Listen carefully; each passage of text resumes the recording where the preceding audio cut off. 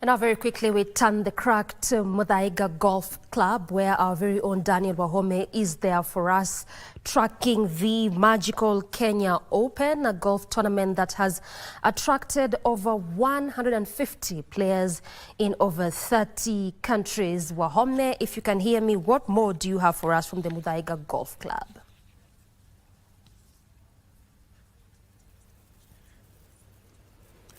Thank you very much, Doreen Arangebak.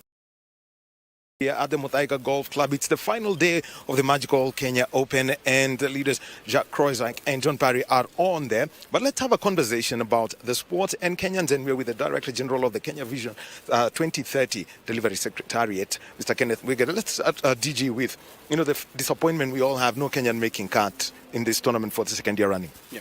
Thank you very much. We're at Muthaiga Golf Club, Magical Kenya Open 2025, and this is day 4, the last day.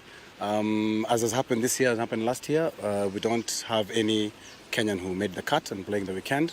And while it is, there are very many good lessons to learn. And in brief, I think what I can say is that we can't keep on doing the same thing and expect different results. That's the definition of insanity.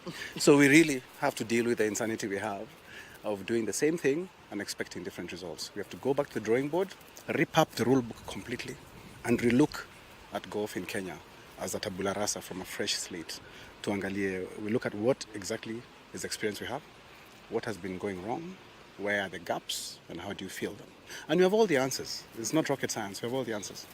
Let's talk about, because we saw Kenya Vision 2030 supports local golfers, and public-private partnerships are really what will drive the sport. How does this work?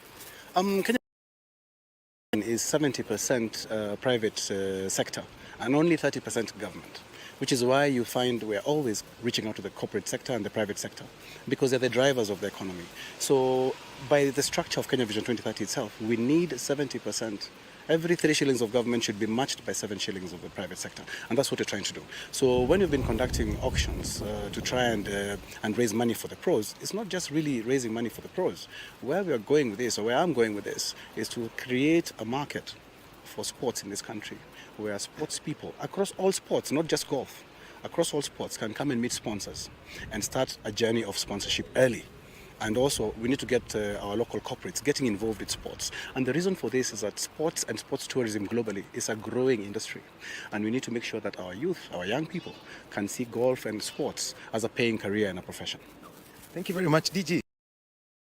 We're speaking with the Director General of the Kenya Vision 2030 Delivery Secretariat, and he simply said sport is a socio-economic pillar. It's very important that we work together as a country, government and the private sector, to deliver that. Full report on the final day coming in our bulletins at 7 p.m. and 9 p.m. Back to you, Doreen.